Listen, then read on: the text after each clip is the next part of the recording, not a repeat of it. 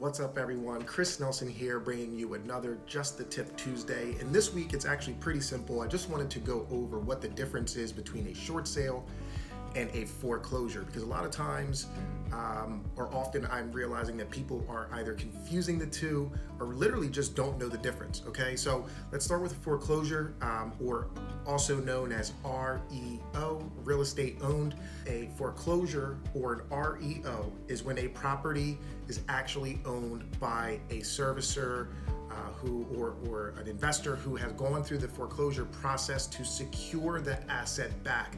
The asset being the real property, that house. Okay, so generally the borrower has gone through a period where they didn't pay the mortgage payments, and through the language in the mortgage, the lender, servicer, investor, there's a couple different layers. I'm not going to go into that in great detail right now, but they have exercised their right to resecure that property. So now the borrower who has not made any payments, who was previously living there, and in current times, we're actually seeing foreclosed properties being sold with an occupant in it.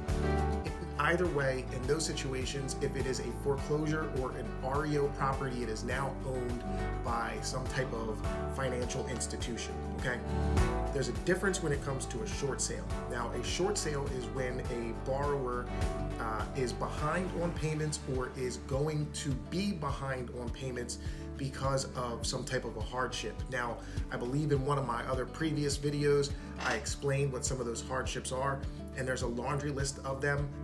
A short sale, generally when that borrower has not made payments, they have fallen behind on the loan, and the servicer has worked with that homeowner or borrower and has determined that they are eligible to sell the property for less than what they owe. That is the biggest caveat that people tend to overlook or confuse. The house gets sold for less than what is owed, but theoretically not less than the house is worth. Okay, the biggest thing for you, a buyer, when you are in a position where you're deciding or trying to figure out the difference between the two, the foreclosure, the REO, at that point is in the hands of someone who is looking at this from a file level.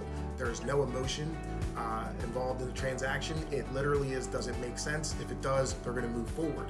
A short sale, you still need to get the borrower, the person who owned that house at some point, to agree to sell the property to you. So there is some communication and negotiations that will happen between buyer and seller, but then the seller has to take that offer that they've agreed upon and send it to their servicer for third-party approval, which can take some time. So on the surface, that's the 10,000-foot bird's eye view of the difference between a foreclosure and a short sale. There are some similarities, but few and far between. And again, I can go into depth should you have any specific questions on either of the moving mechanics for a short sale or a foreclosure. With all of that being said, there you have it. There's my tip for this week. As always, if you found any value to this, please like, comment, but most importantly, share.